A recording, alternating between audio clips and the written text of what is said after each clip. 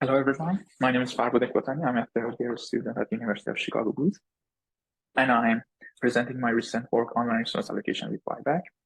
This is a joint work with my advisor, Niazadeh, who is an assistant professor at your booth, and our co-author, Yiding Feng, who was a postdoc at Microsoft Research at the time. Now he's joining us for a second postdoc at Chicago Booth. So let me start by telling you a little about overbooking. Overbooking is a common practice in revenue management, and the conventional wisdom about that is that airlines do that in order to minimize the empty seats because they see empty seats as lost revenue. And I actually went and asked ChatGPT about that, and ChatGPT mentioned the same thing. Overbooking is when a business sells more reservations, expecting that some customers won't show up. But in this talk, I want to argue that actually this is not the only reason that overbooking is beneficial for this business or for the airline. Let me go over an example. Let's assume there is a flight from Chicago to London, and it has only 3 seats. All the 3 seats are booked for $100. In the last minute, a customer arrives and wants to fly to London as soon as possible and is willing to pay as much as $900. The airline would like to somehow sell to this person, but in order to do that, it should somehow overbook this flight. It can overbook this flight, and somehow, if they can buy back the seat from a customer with low willingness to pay, they can increase their profit from $300 to $1,100. More realistically, if they want to pay a compensation to the customer, it will be $1,100 minus the compensation. So our research question is that in a platform that can do this, that can revoke the previous allocation at a certain cost, what we can do, what is a good algorithm that does that? And we are focusing on when the buyback cost is linear function of the original price. I will tell you more about that in the model slide. So let me talk about the motivation. So the main motivation of this problem is cloud computing spot market. Spot market is when a cloud service provider like Amazon has some remaining capacity and wants to allocate this remaining capacity to more price-sensitive customers.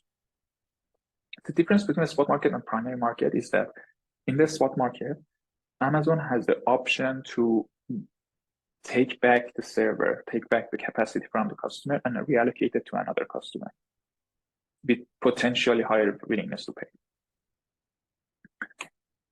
You can see that this is very related to the concept of buyback because Amazon is really buying back the server from the customer. Another example is banner advertising. Banner advertising can happen, for example, in a big website that want to rent their banners for a long period of time. What they can do is to somehow promise more banners that they actually have to the customer in order to maximize their revenue, increase their revenue, as I mentioned in the previous slide. So let me start about the model. So our model is an online edge-weighted matching with adversarial arrival. This is a stem from the classic paper of Wazirani in CS literature and Balqueran paper in revenue management literature. So we have a set of offline nodes on the right-hand side and set of online nodes on the left-hand side. The offline nodes on the right-hand side are fixed, and the online nodes arrive over time. We have no assumptions about online nodes. We don't know even the number of them. The difference between our model and the classic model is that we can cancel the previous edges. We can cancel the previous allocated edges with cost proportional to the value of the edge. So let me go over an example. Let's assume a third customer arrives and wants different items with different values. If the customer wants the fourth item with W34, and the algorithm decides to allocate the item to the third customer, first it needs to buy back that item from the second customer. So it needs to pay F times W24 to the second customer. it bought it back from the customer, and now it can sell it to the third customer. Later in the talk, I will talk about fractional algorithms. Fractional algorithms are the algorithms that can allocate half, 1/3, any fraction of the item to the customer. So here, if the algorithm decides to allocate only half of the item to the fourth customer, it can buy back half of the item from the third customer and sell that half to the fourth customer. The goal of the algorithm is to maximize the profit of the algorithm. Maximize the profit. And in order to calculate the performance of the algorithm, we use competitive ratio. Competitive ratio with respect to optimal offline. Optimal offline is the algorithm that knows all the future arrivals, knows the underlying graph, hence knows the best possible matching that can happen. And we want to maximize the worst case ratio of the algorithm to the optimal offline. So we want to find a robust algorithm that does well even in the worst case instance. So our model is a generalized model of the edge-weighted matching with predisposal line of work. Devanor et al.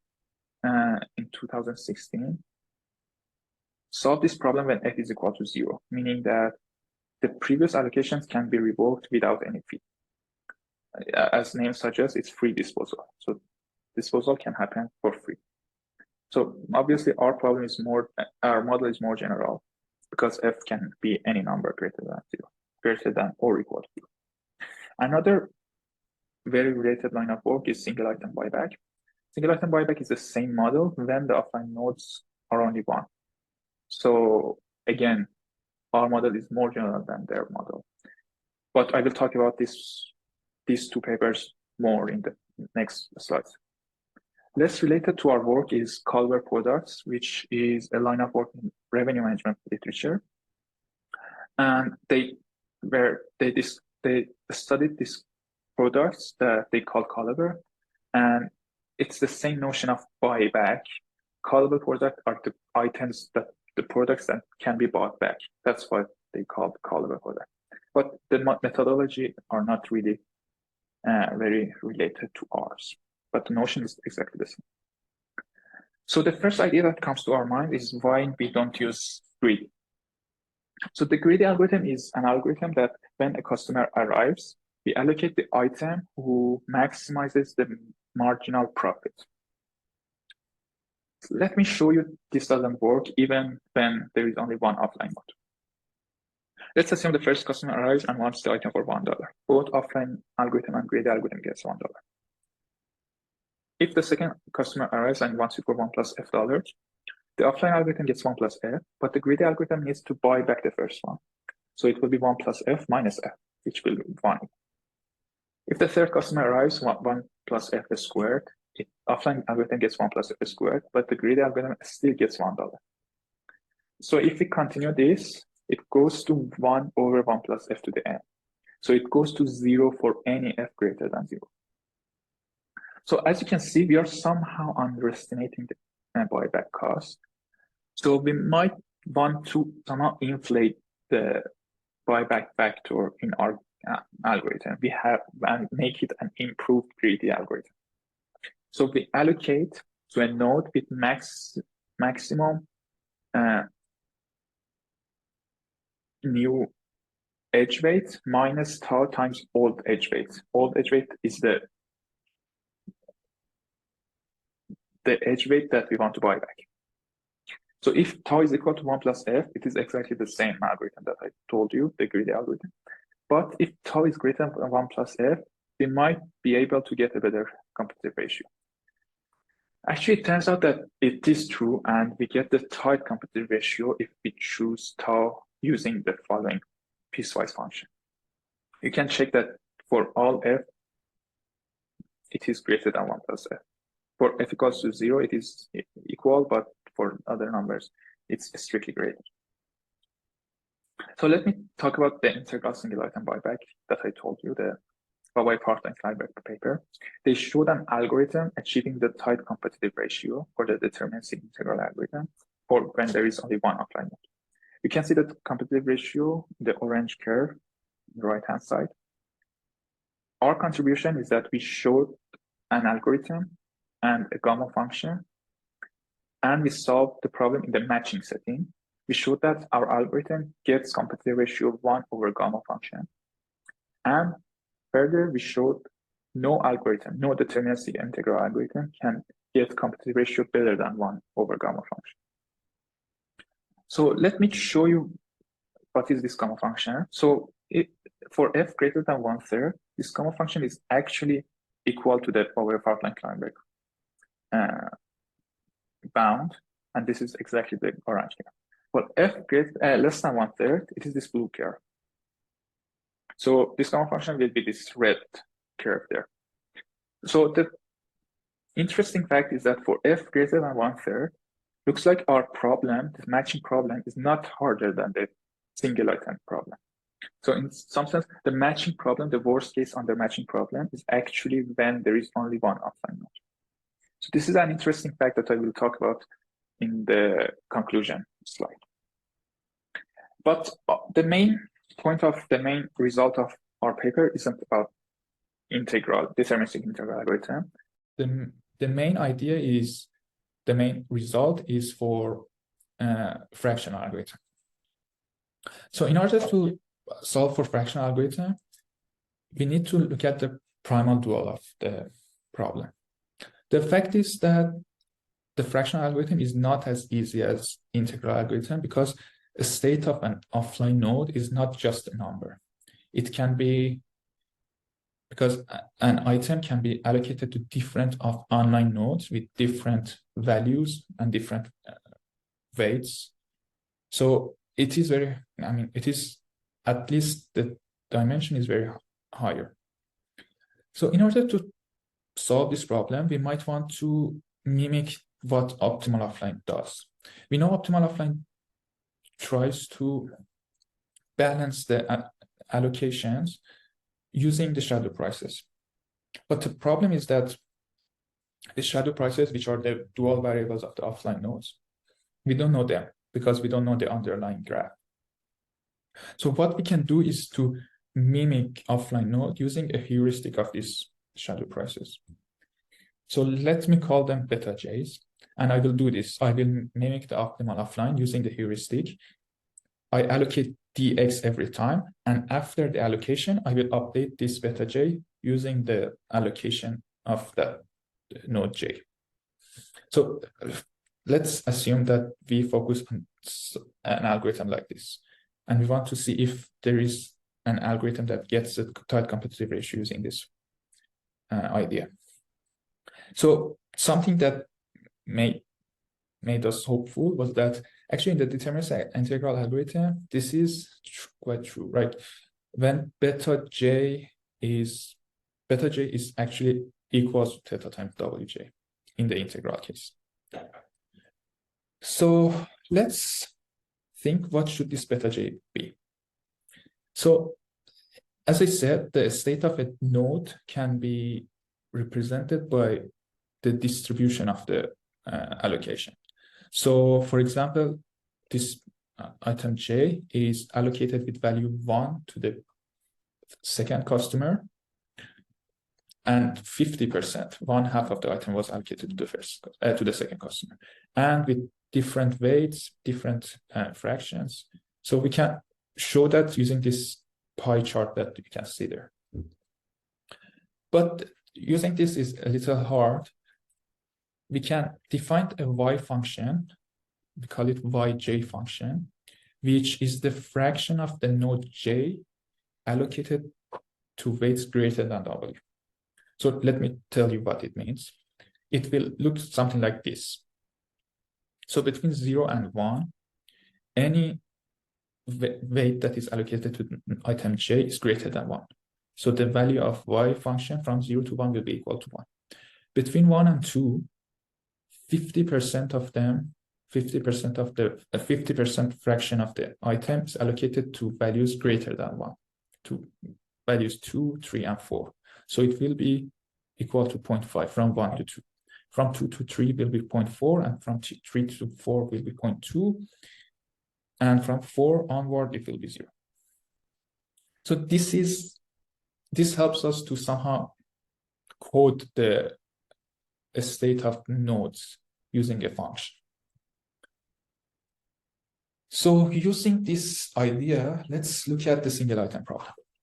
So again, as I said, if we want to mimic the optimal offline algorithm, our algorithm will allocate to the maximum wi minus beta, which beta now is a function of y function, y of j. And then we update the y, which will update the beta. So let's look at two very simple and intuitive property that the algorithm should have. So first of all, it says greedily buyback, meaning that when we have different choices of buying back, we will choose the one that has the least value. That makes sense because first of all, it has the least cost and it has the least lost revenue in some sense. So that's that. Another property is that if we scale everything by alpha, nothing should change. We should get the same competitive ratio. And everything should remain the same thing. So let me talk about a proposition which is informal, but let's assume we have a beta function that satisfies these two properties. In the paper, we showed that these two properties is enough for us to get a competitive ratio, a constant competitive ratio.